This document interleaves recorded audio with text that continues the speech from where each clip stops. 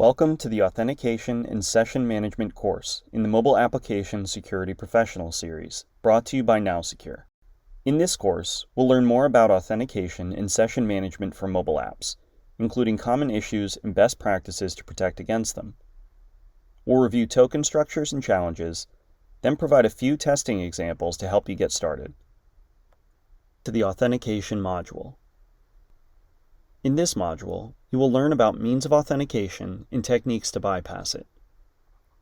Authentication merely ensures that somebody is who they claim to be. On a mobile phone, authentication would fall into the following categories: something you know, like a password or a PIN; something you have, like a SIM card, one-time token, or a hardware key fob; or some biometric property, like your fingerprint or voice. Mobile apps may use a stateless or a stateful process to authenticate. Stateful authentication is usually considered a more secure option, given that the user request connects back to a server each time to provide authentication. This gives security teams more control if an incident should occur, but it also makes app performance significantly slower. Mobile apps typically use stateless authentication because it's much faster. Stateless authentication stores user information in a client-side token, typically in JSON Web Token format, which can be passed to any server or microservice. The token remains valid until the hard-coded expiration date. You may have heard of entropy in physics class. Entropy measures disorder and randomness in closed systems, like molecular or atomic, which indicates how difficult it will be to make accurate predictions. In apps, entropy means when generating a large number of sessions, no identifiable pattern should allow prediction of a past or future valid token. A session token may vary in format depending on the underlying implementation, but it must always be unique and have high entropy. It must be unpredictable enough that an attacker cannot guess a valid token even when provided with a large number of past tokens to analyze. Today, frameworks randomize session tokens as a best practice. However, vulnerabilities are still found in session management, particularly in bespoke implementations. This is why it's important to leverage existing, proven frameworks and not build your own session mechanism. Best practices for when using stateful authentication include ensuring session tokens are unpredictable, never stored, always random, newly generated, and time out appropriately. For stateless authentication, the token should verify signature, never include private or secret keys on the client, and use strong algorithms. Authorization servers should be verified and expiration required. If a token must be stored, ensure it's done so securely. Understanding the common implementations of authentication is integral to most mobile app architectures, even though part of the authentication and state management logic is performed by the backend service. Improper session handling may occur if controls are not in place to protect a session token from unintentionally being shared with an adversary during a transaction between the mobile app and the backend servers. The Session Management module.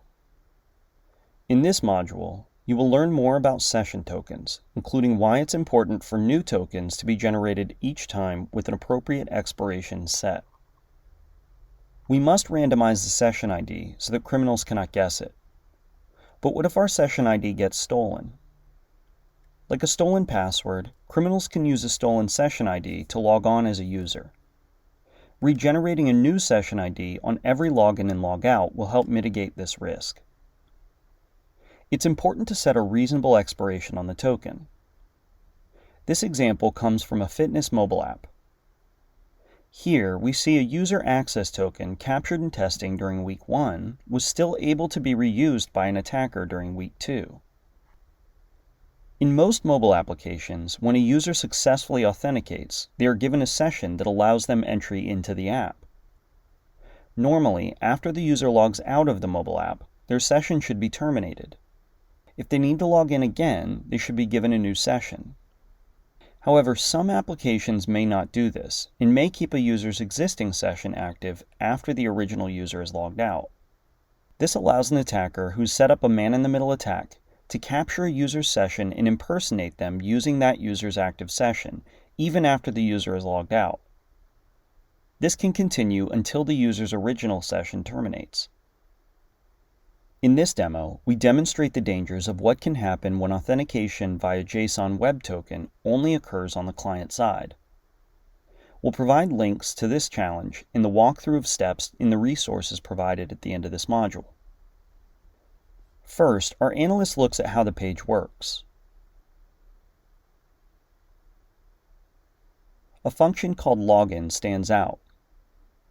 Looks like client-side authentication.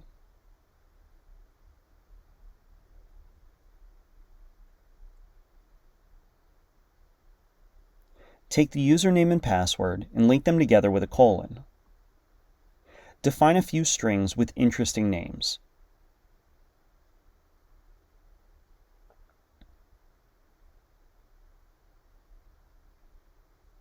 Compare with a secret and check the result. If true, add a message digest algorithm, or MD5, and redirect the user. In summary, it's best practice to generate and validate tokens on the server side. Be certain token expiration is set and expiration time is appropriate. Lastly, never include user data within tokens and ensure HTTPS is properly implemented. As we learned in this lesson, there are many ways to manage session tokens securely. Examples include ensuring there are no identifiable patterns that enable prediction of past or future session tokens, terminating active sessions after a given amount of time, and clearing all data upon termination. The JSON Web Tokens module. Let's dig a bit deeper into how JSON Web Tokens work. We'll review how to decode a JSON Web Token, some of the challenges presented by using JSON Web Tokens, and how to test the security of your JSON Web Token implementation. A JSON Web Token, or JWT, is a compact, URL-safe means of representing claims to be transferred between two parties. The header typically consists of two parts: the type of the token, which is JWT, and the signing algorithm being used, such as HMAC, SHA-256, or RSA. The second part of the token is the payload, which contains the claims. Claims are statements about an entity, typically the user, and additional data. There are three types of claims: registered, such as issuer, expiration time, subject, audience, and others; public, these can be defined at will by those using JWTs; and private claims, custom claims created to share information between parties that agree on using them and are neither registered or public claims. JSON Web Tokens are helpful when implementing authentication within your app and when exchanging information. Once the user is logged in, each subsequent request will include the JWT, allowing the user to access routes, services, and resources that are permitted within that token.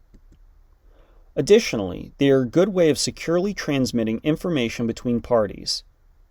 Because JWTs can be signed, for example using public-private key pairs, you can be sure the senders are who they say they are. But maintaining state while randomizing session IDs can become demanding. JWT tokens aim to alleviate this burden by keeping state within the token itself. As an added benefit, user IDs don't need to be random. This can arguably increase the performance of the user experience. However, JWT tokens open additional hurdles. This screenshot shows a decoded JWT token for a key management application. Decoding the JWT reveals personal information, including first and last name, email, and phone numbers. An attacker that's able to intercept a JWT exchanged in the traffic will gain access to sensitive information, which makes the app susceptible to additional attacks. Do not include any sensitive information in JWTs, as these can be decoded without much trouble. Encrypting the payload by adopting JWE can keep state secret, but it raises additional operational complexity. Plenty can go wrong when maintaining state within JWT tokens. Challenges remain. For example, how would you invalidate a stolen JWT token? JWT tokens can be decoded, Encrypting them can raise the bar, but it also raises operational complexity. Take care when pursuing this approach. Authorization Tokens module. In this module, we'll learn about authorization tokens and how insecure authorization mechanisms may be vulnerable to attack. Access tokens are used to securely authorize a user's future access to API resources. The only user information an access token processes is the user ID.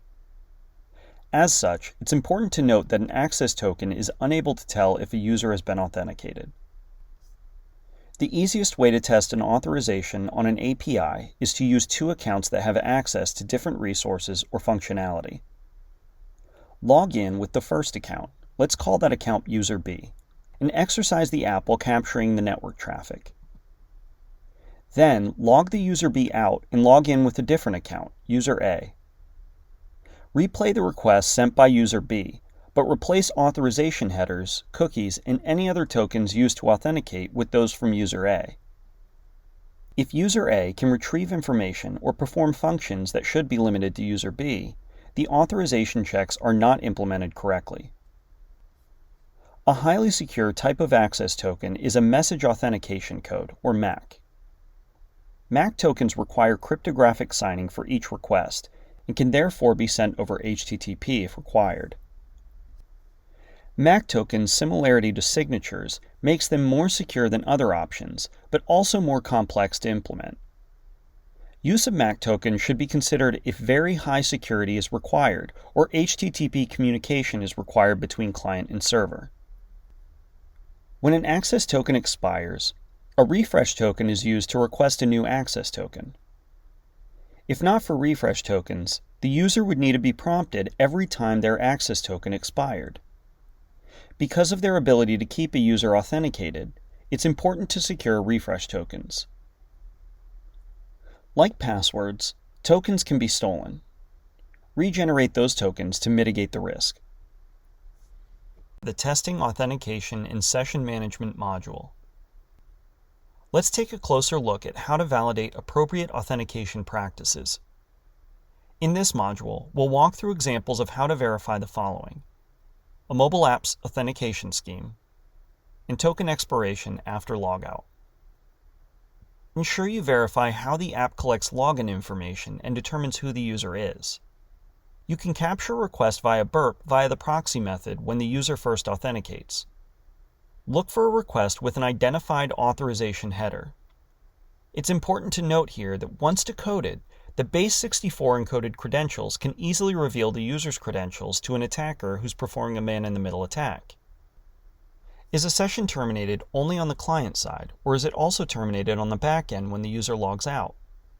Session timeout length will vary on the mobile application. Does the session timeout make sense for the data stored within the app? For example, a banking app session may terminate within 15 minutes of non-activity, while a weather app session might terminate after 1 hour. To determine automated logout time, log into the application and navigate to a piece of critical data or PII data displayed. Wait in intervals of 5, 10, or 15 minutes to see when or if the application automatically logs you out. The eventual logout time is the application's session termination length. Applications without reasonable or any session timeout will be vulnerable to attack.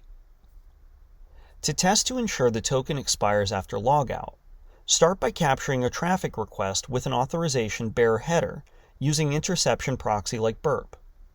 In this example, although the user logs out of the app, an attacker captures the request and waits 1 hour, then replays the captured client ID containing the session token. The session token is found to still work. First, we need to route our traffic through a proxy. This is done by entering the network proxy information into the Proxy Toggle app and turning intercept mode on in Burp Suite on the computer. Once the proxy is configured and listening, we will log into the app with known working credentials.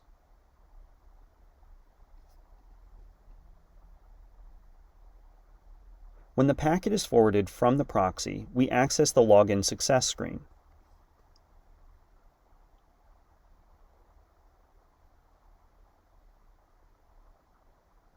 Next, we will enter incorrect credentials into the application and observe the behavior.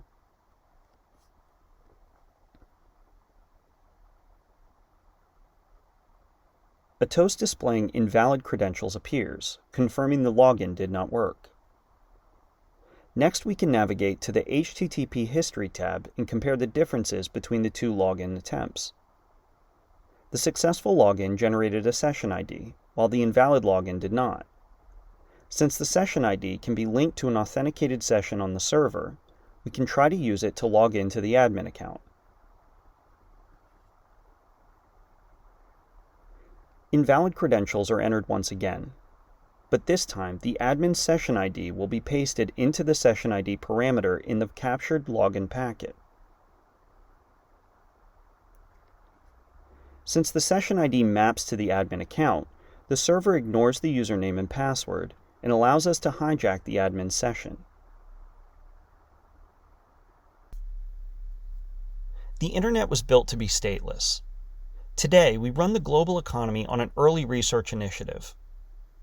The challenge with the stateless internet is that it does not prove who you claim to be. We must pass IDs and tokens as proof of who we are.